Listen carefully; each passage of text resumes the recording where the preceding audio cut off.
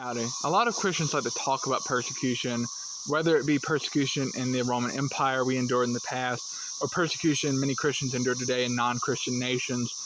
And particularly in the American church, among the evangelical church particularly, there is a lot of talk of persecution. Some of it is for real, like especially among my generation, as Christians are increasingly becoming the minority in the United States. There has been some rise in persecution just because we've become the minority and secularism has become the majority. But there's also a large movement of Christians that kind of manufacture persecution. They call it the Christian persecution complex, where Christians just kind of go looking around for persecution and reasons to cry being persecuted, kind of inflate their own egos. And we see that particularly with those God's Not Dead movies and other films like that. Those movies are widely panned by atheists and people like that because they just paint them in an awful light. And I think they're not good at evangelizing in those films because they just paint everybody who's not a Christian awfully. And those movies are all about Christian persecution, really kind of manufacturing Christian persecution. And it makes the church look awful to the world. So I'm very much not a fan of that kind of thing. I don't believe Christians should go looking around for persecution to complain about. I think that speaks awfully of us. And as a universalist, we actually have a long history of persecution, unlike other groups of Christians. Of course, every group of Christians endured persecution at some point, but Universalist has been a very steady stream for some 1,500 years now of persecution.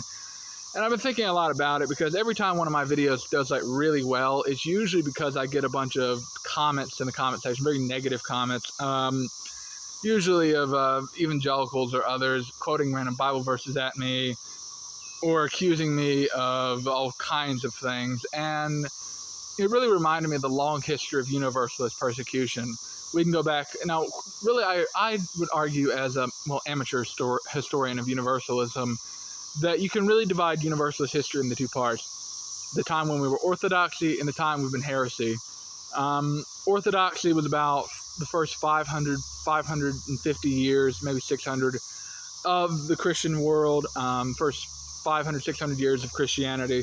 We were a part of Orthodoxy, meaning that Universalists were a part of mainstream Christianity and were accepted as such. And of course, there's many early major Universalist figures. I've talked many times about St. Gregory of Nyssa, St. Basil the Great, Clement of Rome, and of course, Origen. Now, Origen actually did receive some persecution in his own time. He actually died a martyr, but that was by the Romans killing him. I do know he was kicked out of a church at some point. But really, when we became heresy, around the year 550, all of a sudden Universalism takes on the second half of its history, and that's at time as heresy. And ever since, we've been heretics to the mainstream Christian world, and we've endured persecution as a behalf of that. I think a lot about the medieval Universalists, not all of them. I do know there actually was a strong Universalist movement in the Church of the East for a while, but a lot of medieval Universalists were executed for what they believed, burnt at the stake, put on heresy trials, and of course killed for what they believe. And they're steady stream of Universalists throughout the medieval age. That would be an interesting video all on its own. And then, of course, I think of more modern Universalists. I think of the Anabaptists of the early Protestant Reformation. There were many Anabaptists who were Universalists, and they received some persecution. I know that the Augsburg Confession of the Lutheran Church outright condemns them as heretics. And I think of, then later on, I think of some big names. I think of George de Venneville. He was a French doctor, but also a major Universalist. He was a former Huguenot, which is a type of Calvinist. He became a Universalist.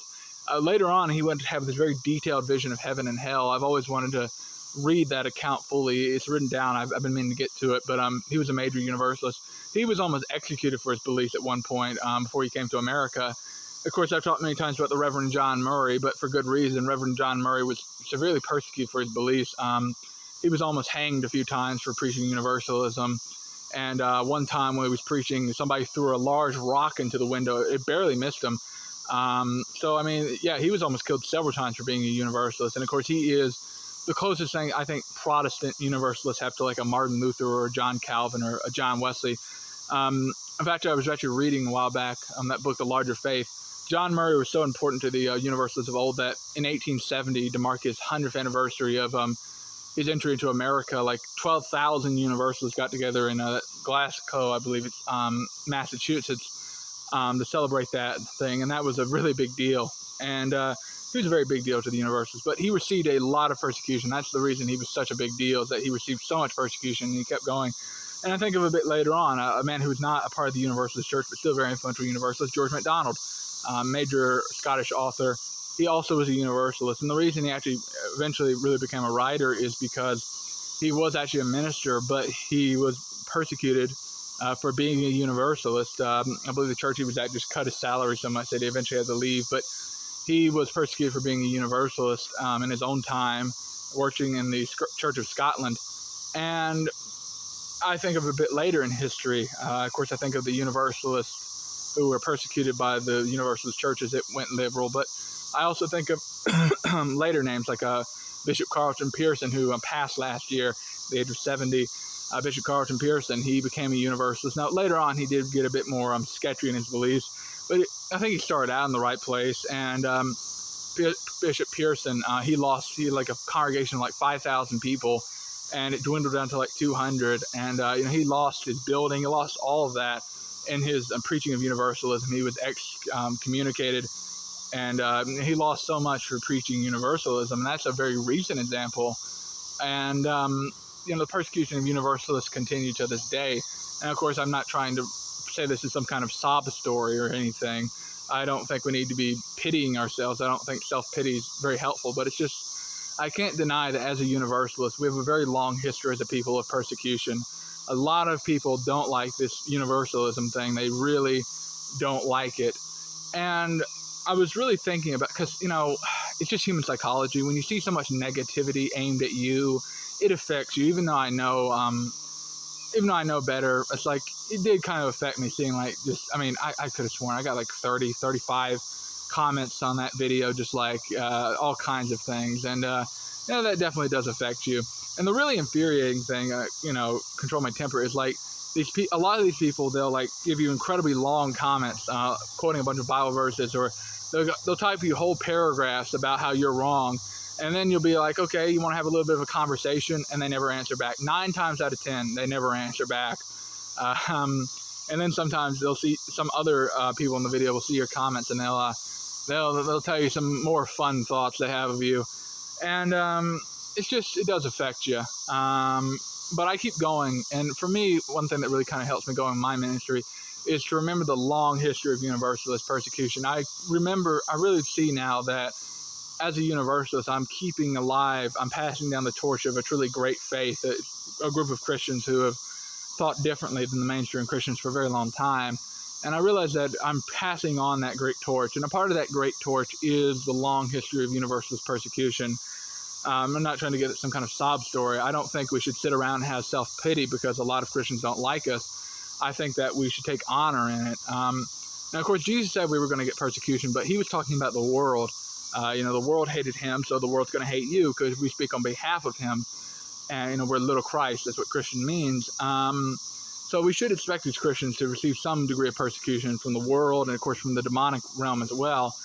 What really hurts about being a Universalist, though, is most of the persecution you're getting is not from the world. Though, of course, if you do preach biblical positions on things, you will receive persecution. But most of the persecution we get, the one that really stands out, is not from the world, not from secular people.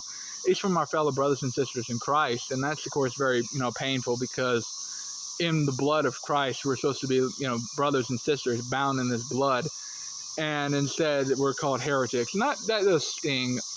But I was really, I was in prayer last night. I try my best to pray every night. And I was, praying, and I was thinking about it. And I was thinking about the life of Christ, because I always try to go back to the life of Christ when I talk about my ministry, because, Christ is at the center of everything. And I was thinking about the life of Christ, and I was thinking about the persecution he endured. And much of the persecution he endured was not from secular people. A great deal of the persecution he endured was from people of his own faith, the Jewish faith, and the Pharisees. And I thought to myself, really in prayer, it occurred to me that the Pharisees never went away, that there were Pharisees in the Old Covenant, and there are Pharisees in the New Covenant in the same way. And I really started to think about that. There are people, and I talked about this in one of my earlier videos, that, the Pharisees, they were so convinced that their interpretation of the Bible was correct, that Jesus healed the blind, made the lame walk, healed the sick, and, of course, rose people from the dead. And they would not believe. And they said that he is, of Satan.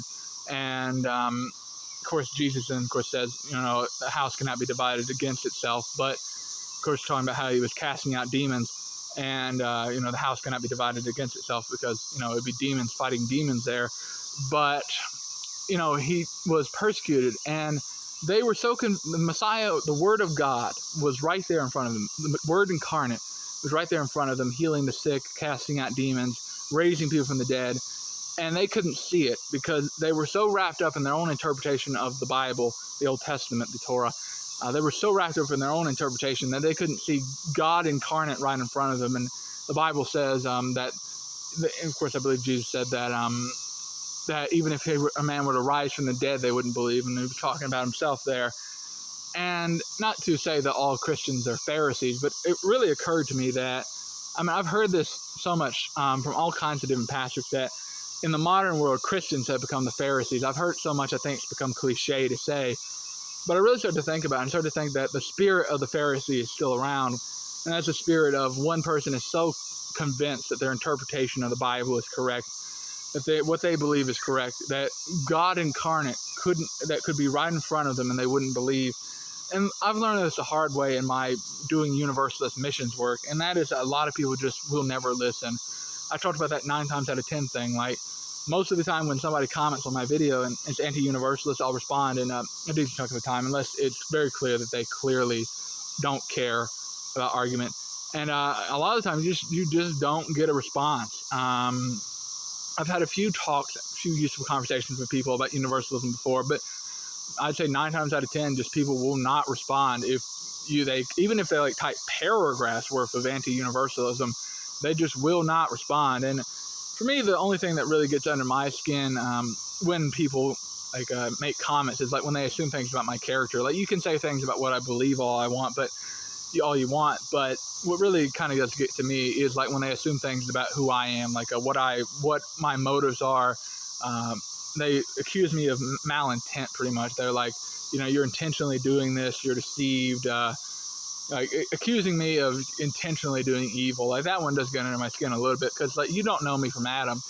Who are you to say this and that about me? I don't know you, you don't know me.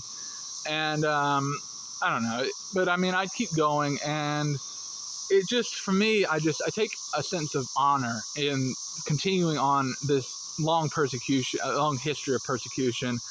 I'm carrying the truth, and I think it's a privilege, really, to be persecuted in a way, because you're getting to live like Christ. Because Christ and the apostles, everybody in the New Testament was persecuted, and you're getting to keep on in that heritage. I think about that, and I'm like, so few Christians have really had their faith put through the fire. Because what I love about being a universalist is that you have to know your stuff. You can't be lukewarm in your faith. If you're going to be a universalist, you have to know what you're talking about, because everybody has a question, and there's all these different accusations flying around. So it really is kind of like iron sharpness iron, kind of. And it really keeps your faith strong, and I really admire that. And as Universalists as a people, I've studied Universalist history, and the biggest reason I think the Universalist Church died is it lost its distinctiveness. What Jesus talked about with the salt, and the salt loses its savor, it's trampled on by the animals. And that's really kind of what happened to the Universalist Church. We did well because we were distinct. We endured a lot of persecution. Universalists were very widely persecuted in the early Americas, the early days of America. I talked about before that in many states that Universalists were not allowed to serve on juries, because it was assumed that not believing in eternal hellfire meant that you would be immoral. And that was probably the biggest reason people hated Universalists at that time, is that it was assumed that if you didn't believe in eternal hellfire, that people would just go around and do all sorts of diabolical things. And that's why old Universalist creeds and professions and stuff have a stanza about doing good works and living the Christian life, because there was so much belief that Universalists were inherently immoral. But the Universalist Church lost its savor, mostly due to liberalization, twofold, really. As the Universalist Church liberalized, they watered down their message of God's radical grace on all people through the cross of Christ to more of a social gospel, and more of salvation is character improvement, and the goal of the church is to do social work. And the other reason is that as the Universalist Church watered itself down, the other major denominations in America watered themselves down, and to the point where they were becoming increasingly undistinctive, and a lot of people were joining the mainline churches because they were bigger and more prominent and had more resources and things. So a lot of people would rather join the mainline than the Universalists. And that's just, I think it really is, we lost our savor, we lost our salt, and that's why the Universalist Church fell away, is because it lost its distinctiveness. And I think that the beauty of being a Universalist is because there's so much persecution of Universalists that you have to be salt, you have to be light to the world. That video I read, I ended it with a quote of Reverend John Murray. He talks about, you have a light and you need to share it with people, and even if it's just a little bit. And that was a beautiful quote, one of my favorites of Murray. Really beautiful quote there. Give them not hell, but give them hope and courage. And it's just very interesting for me to think about that. I don't know, I take a sense of honor in it, really, that I'm continuing a legacy of a very long legacy of hundreds and hundreds of years of Christians who have known the truth, and they continue to preach the truth, even though they're under a lot of persecution, like a lot of persecution. I talked about how people have been killed for believing in this stuff or have faced major consequences. And it just, I don't know, I take a sense of honor in it, that I'm continuing with that. Like, when people, hate me for what I believe, I think about what, Christ said about those who are persecuted for the Son of Man's sake, for my sake. I mean, of course, not me, him. For, those who are persecuted for his sake are, going to be, rewarded in heaven. And it's just, that's a beautiful thought. And I don't really want to sit around in despair, because I do receive a lot of persecution. I don't want to sound like I'm tooting my own horn or trying to cry up a sob story here or something. It's just, it is a part of being a Universalist is to endure persecution. There's a lot of persecution, and you can quote me on this. This is a quote I came up with myself, and that is, persecution is our heritage. And that's when I realized that if you look at Universalist history, what ties it all together is that everybody hates us. There's a lot of hate of Universalists, of course, from the world because we're Christians, and from the church because we're Universalists. And for me, that is really the beauty of the Universalist heritage, is that we have to be a people of faith. We have to be a people who carry our cross, because we are tested for what we believe. And I think there's really a beauty in that, because so few Christians have really ever been tested, truly tested for their faith. A lot of people don't get tested. And being a Universalist, you do get tested for your faith. And I do think there's a beauty in that, being tested and going through trials and keeping strong, running the race. And I don't know, I think it's a beautiful thing to endure persecution for the sake of Christ, because what I realize is that it doesn't matter what people say. What matters is that what Christ says, and that's all that really matters. And Christ is the way, the truth, and the life. And if God has shown us truth, a great truth, which is universal salvation, and if we deny that truth, I mean, what will Christ do to us before the Father? And even though we receive a great deal of persecution, God is on our side. And though Universalism is niche, it has slowly been gaining ground. Especially since about the year 1800, I've called it the slow march of Universalism. Even though the denomination failed, Universalism is slowly but surely marching through. That and annihilationism too. Slowly but surely we are taking ground from eternal damnation. Slowly but surely we are taking ground in the churches. It's slow, but it's happening. And that seems where it's going. There's a slow march of Universalism. Slowly but surely people are coming to believe in Universalism. And I think the most important thing for Universalists to do, besides, get educated and know what you're talking about, is keep a Christian character. Often it can feel like, I think anger can get to you. I mean, constantly seeing people, that never studied Universalism ever assume, just make the most, it gets tiring seeing Matthew 25 quoted over and over and over again, or anything else, the same argument over and over again. If Universalism is true, why can't I just be as sinful as I want? Those get old after a while, but I realize I have to keep a Christian character, because they can deny that you're a Christian with your beliefs, but they cannot deny you're a Christian with your deeds, the way you live your life. And we have to maintain a Christian character, because, really, living a Christian life is going to often, actions speak louder than words. Often living a Christian life will draw people in. And, of course, not to say words don't matter, but it's so important to live a Christian life and have Christian virtue. And even on the internet, I know people tend to be a lot ruder on the internet. I've definitely it's a lot easier, I think, to strike up a conversation about Universalism often in the real world than it is on the internet, because people can't be as rude as they are on the internet in the real world. And it's just, keep your Christian character. I think that the worst thing that you can do is not act Christian. Let anger take you over, let spite and bitterness and all those things take you over. I think that's the worst thing you can do. because then you're caving into the demonic and you're feeding into their point that you're not even a Christian. And I don't know, it gets old. There's other things that always kind of get to me. It's like I've seen several commenters over the time say, like, pray for him or pray for me, and they're not really sincere in that request. It's like when they say pray for me or pray for him, they're not really praying for me. It's like the Pharisees when they I think of the parable of the widow and the 2 coins there. The widow that gave just all she had was 2 little coins, and she donated them. And I think of the Pharisees and the rich men. They donated all these large sacks of money. And what it really was, that was performative. They weren't really sincere. And the widow, even though what she had was little, she gave all she had. Now, a lot of the time I felt was like when people say, like, pray for, I realized a lot of these comments and comment sections, stuff like that, it's all performative. It's all showing off and venerating oneself. And I really despise egoist religion. I hate it when people use the gospel to venerate their own ego. I see it all the time. There's so many people that wear Christianity as a mask to really kind of enhance their own ego. And it's just, I don't know. I realize that if Pharisees are after you, and if people are so wrapped up in their own interpretation of the Bible that they won't even give you a fair chance to hear you out, I think you're doing something right, because as Christians, we're called to be like Christ, take up our own crosses, bear our cross. And if we are living like Christ, that means we will receive persecution, both from the world and from our fellow Christians if we're universalists. So, just stay strong, and the Holy Spirit is ultimately moving. I believe that it may take a very long time, but universalism, as I said before, there's a slow march of universalism. Slowly but surely, people are beginning to wake up to the truth, and it is slowly gaining ground. Slowly but surely, I think the biggest thing we can do is pray and continue to live good Christian lives, and get educated and study why you believe what you believe. I don't know. I just thought it'd be an interesting video. So, don't fall into despair because a lot of people don't like you because you're a universalist. Instead, keep going and keep marching. I don't know. Bear your cross. It's just, I thought it'd be an interesting video to share with y'all.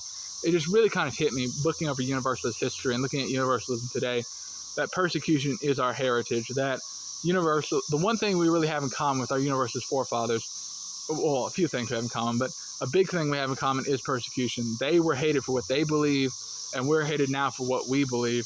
Of course, now in the United States, we have, well, at least for the time being, we have good religious freedom. So it's not as bad as persecution it used to be. And the worst thing that probably can happen to you, religiously, persecution-wise, is being fired, which does suck, but it's better than being executed. So, yeah, y'all have a good day. God bless. Like and subscribe if you enjoyed the video, and Christ will conquer.